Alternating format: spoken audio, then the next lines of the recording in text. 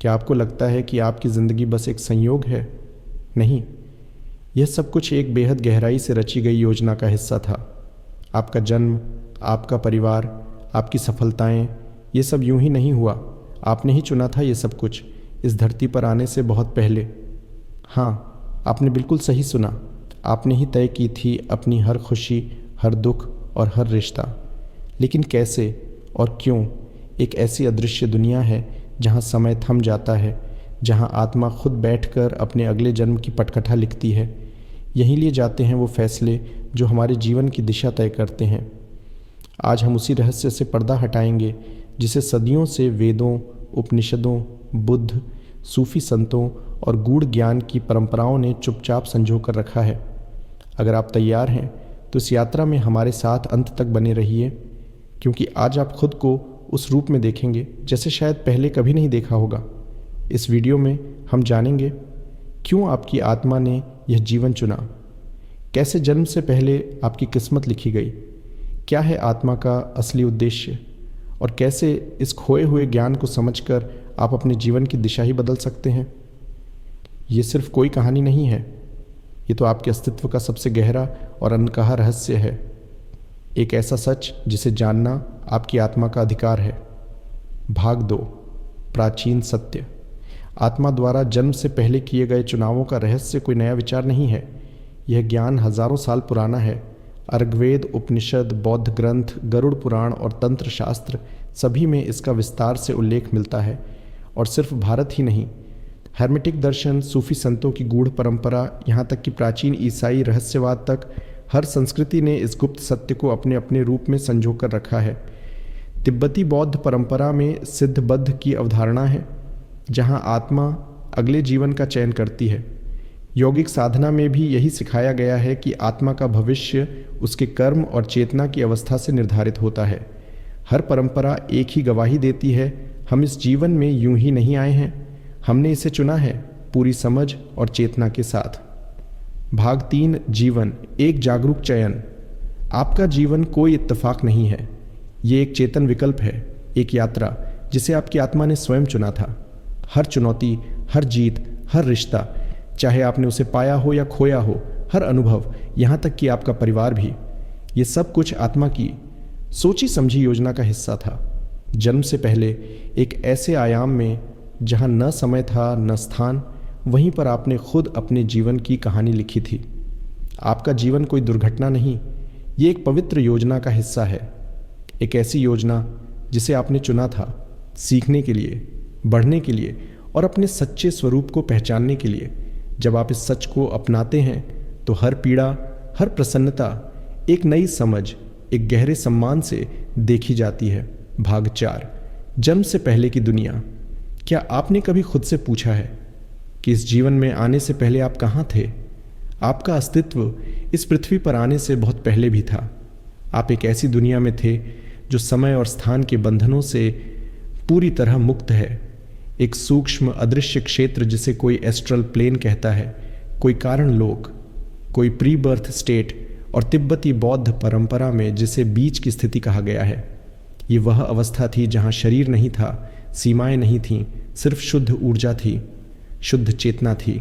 यहाँ आत्मा को न डर था, न शक, न कोई भ्रम, न कोई अहंकार, बस था तो असीम प्रेम और असीम शांति। आप अपने मूल स्रोत के साथ थे, जिसे कोई ईश्वर कहता है, कोई ब्रह्म, कोई यूनिवर्सल माइंड। इस स्थिति में आप पूर्ण एकता का अनुभव कर रहे थे। कोई भेद नहीं था, कोई द्वंद्व नहीं था। आप और ब्रह्मांड एक ही चेतना में समाये हुए थे। वहाँ न भूख थी, न पीड़ा, न कोई इच्छा, न कोई अधूरापन, बस था तो अस्तित्व का आनंद। आप उस अवस्था में डूबे हुए थे जहाँ सब कुछ स्पष्ट था, जहाँ आपको याद था कि आपने कितनी बार जन्म लिया, कितनी बार मृत्यु को पार किया, और हर बार कैसे आपने अपनी चेतना में नए अनुभव जोड़े। लेकिन उस पूर्णता के बीच भी एक हल्की सी पुकार उठती है, एक भीतर से आती चाह कुछ नया जानने की, कुछ नया अनुभव करने की, क्योंकि चेतना का स्वभाव है बढ़ना, विकसित होना, और अनुभव के बिना चेतना ठहर जाती है। यही कारण है कि आत्मा एक बार फिर नए जीवन की योजना बनाती है। नई चुनौतियाँ, नए रिश्ते, नई यात्राएं, पर उससे पहले आत्मा अपने पिछले जीवन की झलक देखती है। कि कहाँ वह आगे बढ़ी, कहाँ अब भी कुछ अधूरा है, और फिर उस दिव्य ब्रह्मांडीय सभा में एक नया जीवन रचने की योजना बनती है। भाग 5। आत्मा जन्म क्यों लेती है?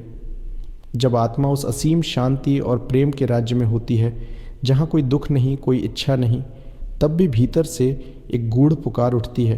ये पुकार होती है विकास की, अनुभव की, प्रेम की गहराइयों को महसूस करने की, क्योंकि केवल शांति में टिक जाना पर्याप्त नहीं होता। आत्मा जानती है अनुभव के बिना चेतना नहीं बढ़ती, चुनौती के बिना आत्मा में गहराई नहीं आती। जैसे बीज को अंकुरित होने के लिए मिट्टी के अंधेरे में दबना पड़ता है, जैसे सोना अग्नि में तपकर ही शुद्ध होता है, वैसे ही आत्मा को भी कठिनाइयों से गुजरना पड़ता है अपने असली प्रकाश को पाने के लिए। और इसलिए आत्मा स्वेच्छा से एक नया जीवन चुनती है, एक नई यात्रा पर निकलने के लिए, जहाँ वह फिर से सीखे, बढ़े और अपने आप को और अधिक जान सके। एक ऐसा जीवन जिसमें प्रेम है पर साथ ही खो देने का डर भी, जहाँ सफलता की मिठास है पर असफलता की चुभन भी, जहाँ रिश्तों की गर्माहट है लेकिन कभी कभी बिछड़ने की ठंडक भी। आत्मा जानती है कि हर अनुभव, चाहे वह सुखद हो या पीड़ादायक, उसके विकास की माला में एक अनमोल मोती बनकर जुड़ जाएगा। यही कारण है कि आत्मा स्वयं तय करती है कि उसे इस धरती पर उतरना है। उसने उन परिस्थितियों को खुद चुना है जो उसे तोड़ेंगी, गढ़ेंगी और फिर संपूर्ण बनाएंगी। इसलिए आपका जीवन कोई संयोग नहीं है। आपके माता पिता, आपका जन्म स्थान, आपके संघर्ष और क्षमताएं, ये सब कुछ एक बड़ी दिव्य योजना का हिस्सा है जिसे आपकी आत्मा ने स्वयं रचा है।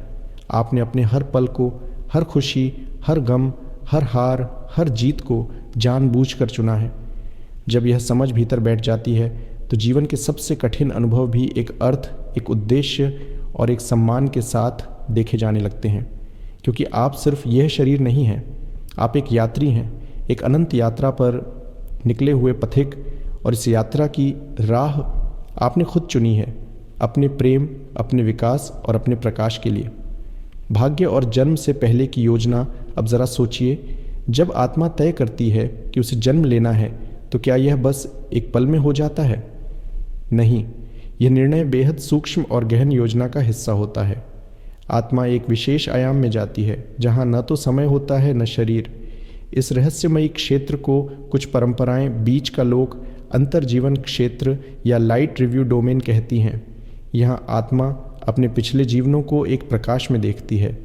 वह देखती है कि उसने कहाँ प्रेम से कार्य किया और कहाँ भय, लालच या अज्ञान से। उसने कहाँ किसी को सहारा दिया और कहाँ किसी को चोट पहुँचा दी, जानबूझकर या अनजाने में।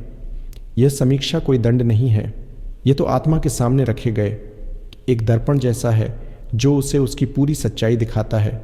हर विचार, हर भावना और हर कर्म अपने पूरे प्रभाव के साथ। आत्मा महसूस करती है कि उसके शब्दों ने किसी को तोड़ दिया या उसके प्रेम ने किसी को जीवनदान दे दिया, और यही अनुभव आत्मा को भीतर से बदलते हैं। फिर वह आत्मनिर्णय करती है कि अगले जीवन में उसे क्या सीखना है, किस तरह की परिस्थितियों में उतरना है, किस तरह के रिश्तों और संघर्षों के माध्यम से वह स्वयं को और अधिक जान सके, समझ सके और अपने सच्चे स्वरूप के और निकट जा सके। आत्मा की योजना और उसके मार्गदर्शक जब आत्मा तय करती है कि उसे धरती पर जन्म लेना है तो वह अकेली यह फैसला नहीं करती। उसके साथ होते हैं उसके आध्यात्मिक मार्गदर्शक, वे दिव्य प्राणी जो केवल प्रेम और प्रकाश से संचालित होते हैं, जिन्हें आप स्पिरिट गाइड्स भी कह सकते हैं। ये मार्गदर्शक आत्मा के साथ बैठते हैं जैसे कोई अनुभवी शिक्षक अपने प्रिय शिष्य के साथ।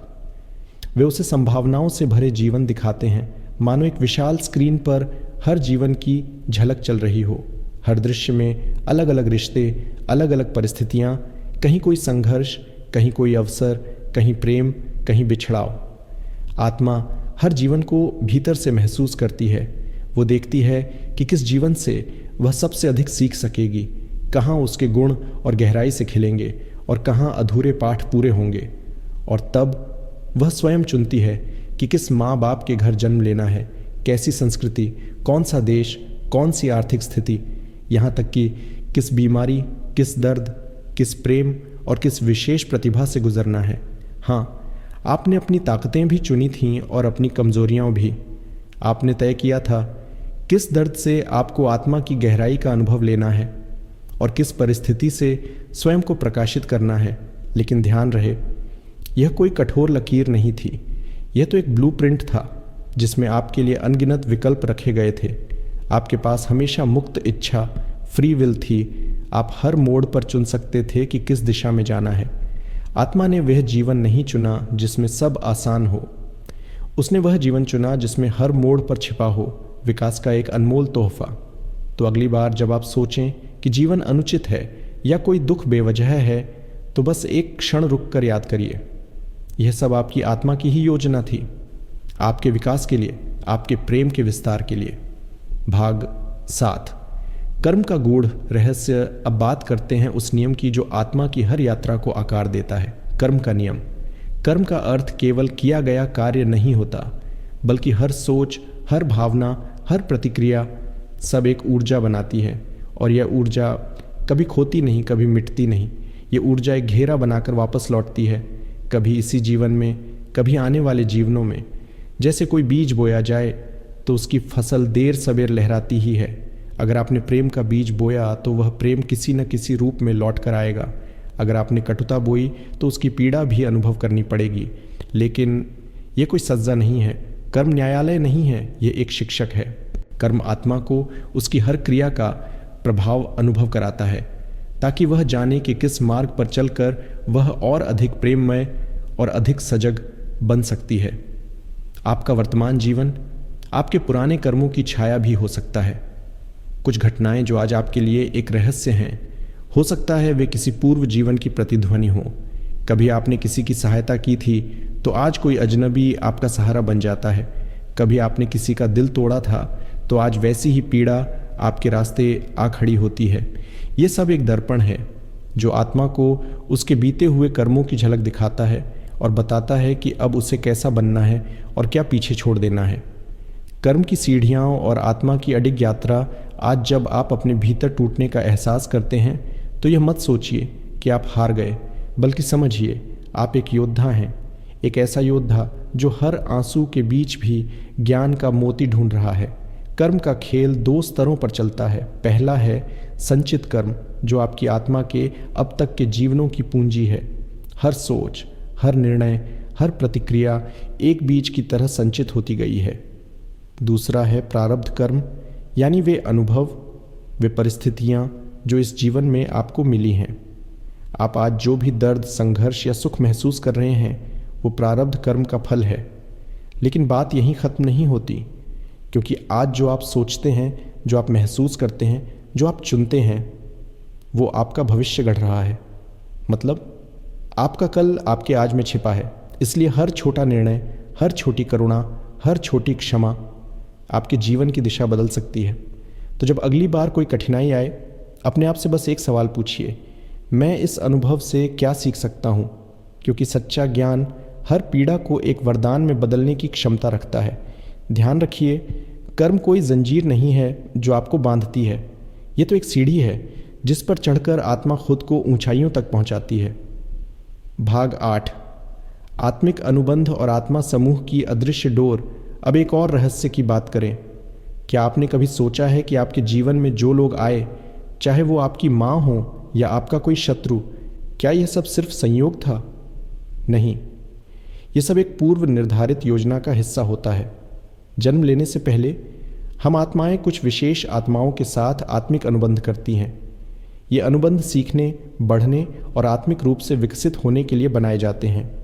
आपके माता पिता, आपके जीवन साथी, आपके शिक्षक, यहाँ तक कि वो लोग जिन्होंने आपको चोट दी, हर एक आत्मा के साथ कोई न कोई अदृश्य समझौता होता है।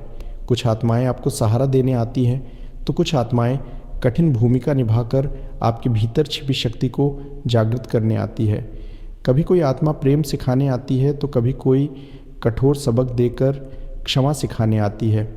हम आत्माएं अकेले सफ़र नहीं करती, हम एक आत्मिक समूह के साथ यात्रा करते हैं जिसे सोल ग्रुप कहा जाता है। इस आत्मा समूह में हम बार बार जन्म लेते हैं, कभी माँ बनकर, कभी भाई बनकर, कभी मित्र, कभी प्रेमी और कभी शत्रु बनकर। हर जन्म में भूमिका बदलती है, लेकिन उद्देश्य वही रहता है, सीखना और आत्मा को ऊंचा उठाना। इसलिए जब आप किसी व्यक्ति से मिलते हैं और बिना किसी स्पष्ट कारण के गहरा जुड़ाव महसूस करते हैं, तो यह संकेत हो सकता है कि वो आपकी आत्मा के समूह का हिस्सा है। और सबसे सुंदर बात यह है कि यह आत्मा समूह कभी आपको छोड़ता नहीं। भले ही जीवन में संघर्ष हो, भले ही रास्ते अलग हो जाए, आत्मिक स्तर पर आप हमेशा जुड़े रहते हैं। हर संबंध, हर मुलाकात, हर भावना आपकी आत्मिक कहानी का एक अनमोल अध्याय है। भाग 9, आत्मा की अगली यात्रा और दिव्य मार्गदर्शकों की रहस्यमयी उपस्थिति। क्या आपने कभी यह सोचा है, जब आत्मा अगला जन्म चुनती है तो क्या वह अकेली होती है? नहीं, बिल्कुल नहीं। उस महान क्षण में जब आत्मा नए जीवन की तैयारी करती है, वो अकेली नहीं होती। उसके साथ होते हैं उसके आध्यात्मिक मार्गदर्शक। ये मार्गदर्शक कोई साधारण शक्ति नहीं है। ये पूर्ण प्रेम और दिव्यता से भरे ऐसे प्रकाशमान प्राणी होते हैं जिनका एक ही उद्देश्य होता है, आपकी आत्मा को सही राह दिखाना। जब आत्मा नए जन्म की ओर बढ़ती है, ये दिव्य मार्गदर्शक उसे उसके पुराने जीवन की तस्वीर दिखाते हैं, उसके अधूरे सबक, उसकी उपलब्धियाँ और वो अनुभव जो अब भी आत्मा को सीखने बाकी हैं। ये मार्गदर्शक कहते हैं, तुमने क्या सीखा और अब तुम्हें क्या सीखना है। लेकिन याद रखिए, फैसला हमेशा आत्मा का ही होता है। कोई सज़ा नहीं देता, कोई मजबूरी नहीं होती। आपका हर जन्म आपकी अपनी आत्मिक प्यास का परिणाम होता है।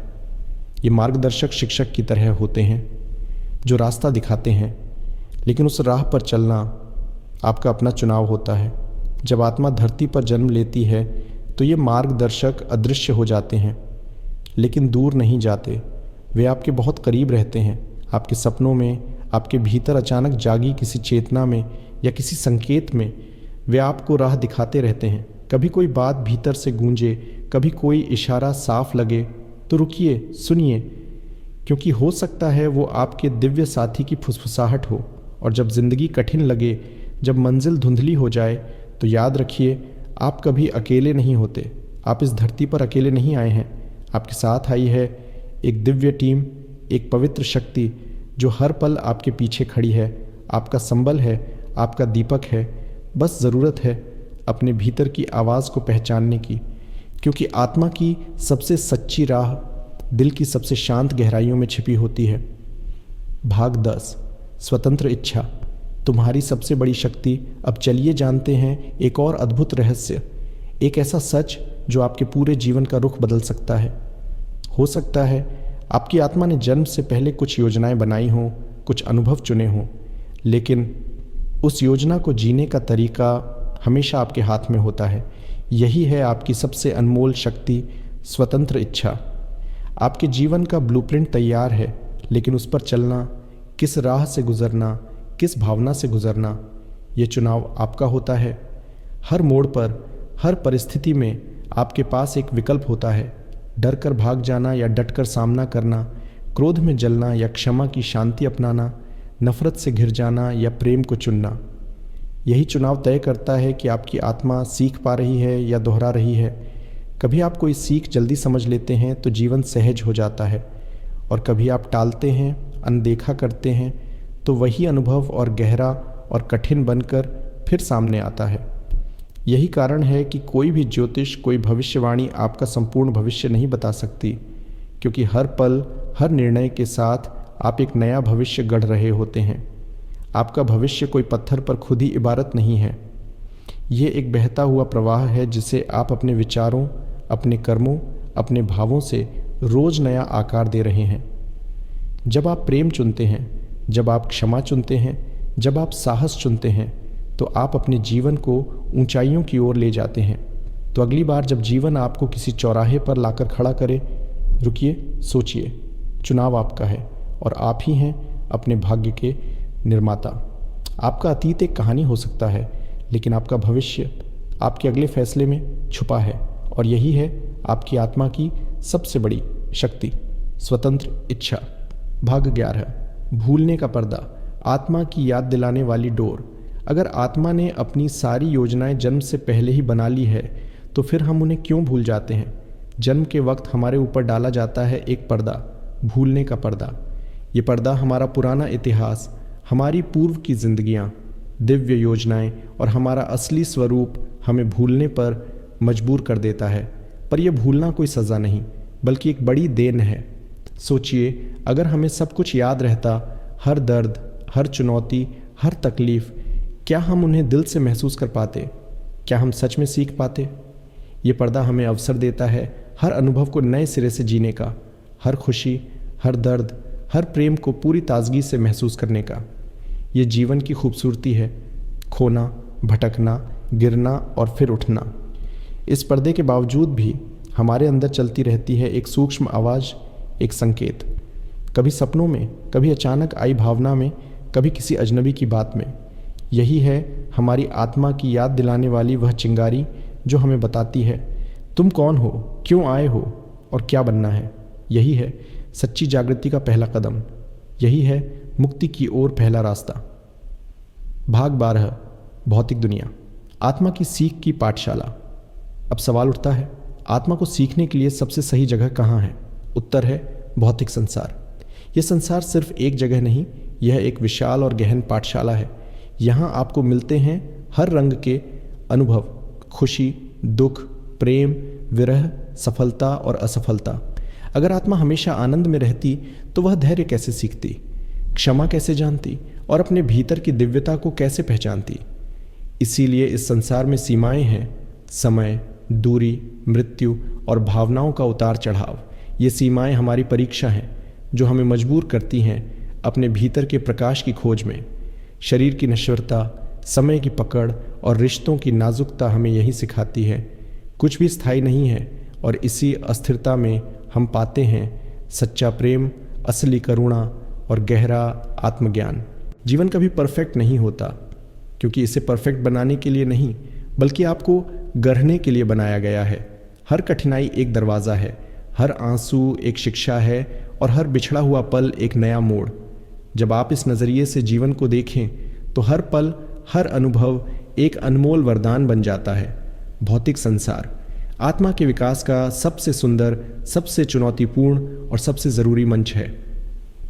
भाग 13, मृत्यु के बाद आत्मा का नया अध्याय। जब शरीर का सफ़र पूरा हो जाता है तो क्या आपकी कहानी वहीं ख़त्म हो जाती है? नहीं, ये तो एक नए अध्याय की शुरुआत होती है। मृत्यु के बाद आत्मा प्रवेश करती है एक विशेष अवस्था में जिसे कहते हैं इंटर लाइफ या मृत्यु के बीच की दुनिया। ये कोई भौतिक जगह नहीं, यहाँ न तो शरीर है न समय, सिर्फ शुद्ध चेतना है। यहाँ आत्मा रुकती है, विश्राम करती है और अपने पिछले जीवन की गहराई से समीक्षा करती है। इसे कहते हैं लाइफ रिव्यू।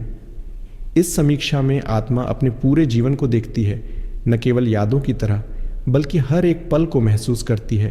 अपने हर कर्म का असर, किसी को दिया गया प्रेम या पहुंचाया गया दुख, सब कुछ स्वयं अनुभव करती है। ये कोई सज़ा या दंड नहीं है, ना कोई बाहरी न्याय होता है। यह है आत्मा का अपने अंदर के दर्पण से सामना, जहां हर अनुभव को समझना और स्वीकारना होता है। इंटर लाइफ में आत्मा सीखती है कहाँ उसने प्रेम को चुना और कहाँ उसने भय को अपनाया। यह एक करुणामय प्रक्रिया है जहां आत्मा को मौका मिलता है अपने कर्मों को समझने का, अपने अगले कदमों की योजना बनाने का। ये समय हर आत्मा के लिए अलग होता है। कुछ जल्दी आगे बढ़ जाती हैं, कुछ लंबा विश्राम लेती हैं। इसी दौरान आत्मा मिलती है अपने सोल ग्रुप से, उन आत्माओं से जो हमेशा उसके साथ रही हैं। यह एक पुनर्मिलन जैसा होता है जहां भरपूर प्रेम, समझ और अपनापन होता है। फिर जब आत्मा तैयार हो जाती है तो वह शुरू करती है नए जीवन के चयन की प्रक्रिया। क्यों? क्योंकि आत्मा जानती है सीखने का सिलसिला अभी ख़त्म नहीं हुआ, यात्रा अभी बाकी है। भाग 14, यात्रा का अंतिम लक्ष्य। मुक्ति आत्मा बार बार जन्म लेती है, सीखती है, बढ़ती है और अनुभव करती है। पर क्या यह यात्रा कभी ख़त्म होती है? हाँ, इस लंबी यात्रा का एक अंतिम लक्ष्य है मुक्ति, जिसे हम मोक्ष भी कहते हैं। मुक्ति का मतलब है जन्म मरण के अनंत चक्र से पूर्ण रूप से मुक्त होना। जब आत्मा हर एक सबक सीख लेती है, अपने कर्मों का संतुलन बना लेती है और अपने भीतर के परम सत्य को पहचान लेती है, तब उसे फिर जन्म लेने की ज़रूरत नहीं रहती। ये वह अवस्था है जहाँ आत्मा पूर्ण चेतना में विलीन हो जाती है, जहाँ न कोई भय होता है, न कोई लालच, न कोई अलगाव, न कोई संघर्ष। यह शांति है जो शब्दों से परे है।